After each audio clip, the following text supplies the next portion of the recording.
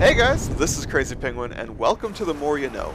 Today's topic is the new game mode Drop Zone. It's a super chaotic, fast-paced, high-energy game type focused on controlling different points on the map. It's very similar to Headquarters. My goal is to help you understand everything there is to know about this game, from the rules, to how to win, the pros, the cons, tips and tricks, and how to just have some fun. The objective of the game mode is to control the drop zones, which are located around the map in fixed locations. They are indicated by red smoke. Your goal is to stand within the drop zone. If you have more guys on your team than the enemy does standing within the drop zone, then you will control it, and every 20 seconds or so, a care package is dropped for the team that controls it. The care package can be both assault and support kill streaks, and every so often an air dot trap or decoy will drop as well. You gain points for your team by killing enemies and by standing within the drop zone. For every person in it, you gain 20 points a second. So with 2 people, it would be 40 points a second, so on and so forth. Once you reach 7,500 points, you win. Within this game mode, you cannot earn any point streaks, any kill streaks. So deaths are a little less punishing since you're not working towards a pred or even an AC-130. But don't let that discourage you. There's so much more going on in this game mode than any other. Turrets, air support, the works, it's always up. Okay, now you know the rules, so the next question would be, how do you play? Here are a few things you might need to know. At the start of the game, the first drop zone is near the middle of the map, and the first person to touch a new drop zone owns the first care package. Radius of the drop zone is a little bit larger than you might think, so sometimes you can find decent cover within buildings, behind walls, in trains, and still be within the drop zone for your team. Use cover to your advantage. Generally, when the drop zone ends, there's still a care package on its way because of the travel time.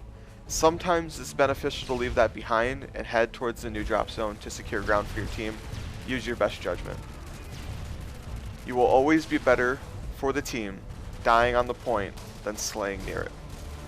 And now for the fun part. I labeled this class Drop Zone Pro. And if you have questions about the colored custom classes that I have over there, I'll have information in the description as how to do it. It's PC only though. For the class, I'll go more in depth with a loadout spotlight in the near future, so I'm just going to cover the basics here so we don't get too long. First off, I use the MP7 because I'm comfortable with it, and rapid fire and extended mags because it allows me to kill more effectively. Secondary doesn't matter, I prefer the Javelin or the XM25 to clear out the point. Next, lethal, you got to use the Semtex, everything else is a waste of time. Secondary, trophy system. Trophy system is going to save your butt. You stick it on the point, you're going to last a lot longer, and your teammates are going to survive. It's the difference between, getting quadded by the enemies to an explosion or surviving and, winning the game, what have you. But beyond that, I would actually use the MP in more scenarios because there is a ton of stuff that litters the drop zone. Use blind eye for all the air support, blast shields so that you can survive, and I use steady aim because it allows me to kill more effectively.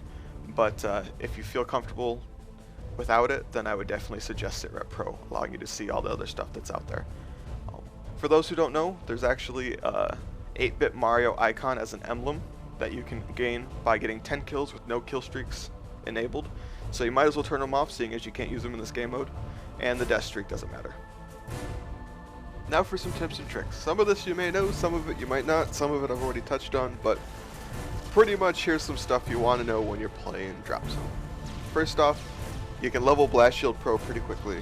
Probably within 5 or 6 games. If you've never touched it before, it'll be at the Pro version.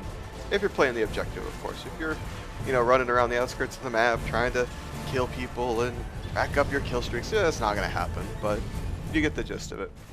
Next, the trophy system, which I've already touched on, is really amazing. That thing will eat up all kinds of grenades. It'll save your life. It'll save your teammate's life. That could be the difference between, a multi-kill, a quad to a Javelin, or something stupid, just because you threw down your little trophy system. And then, of course, piggybacking on that, the Javelin and the XM25 are both amazing in this game mode. If you don't have something against them or what have you, a lot of people, they make self-imposed rules, but alright, now check this clip out, guys. This is pretty neat. We were all playing one night and we're like, Javelins have got to be pretty useful in this game mode. So we slap them on and bam, 2. So now I'm thinking, crap, I'm not going to get anything. I've already launched mine. And of course, so is Mizzle. I get a 2-piece. Now he's really panicking. He even gets 3 on top of that. I thought that was pretty cool. And then, yeah, with the XM25, it's the same thing. It's like 4 grenades on a point, two of them might get eaten up by a trophy system, but you still got 2 more explosions down on the point. It's just good. Next, extended mags, which I kind of already touched on.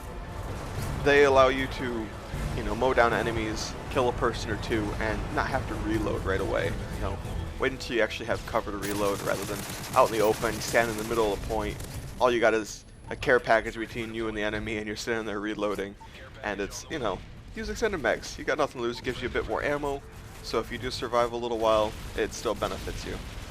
Next is blind eye. As I mentioned when I was talking about the loadout that I showed you, it's going to allow you to stay alive longer. It's just, you may not realize it's helping you, but I guarantee you if you play a game without it and a game with it, you'll see a noticeable difference. Next is steady aim. I would suggest you use an SMG, and steady aim goes hand in hand with that.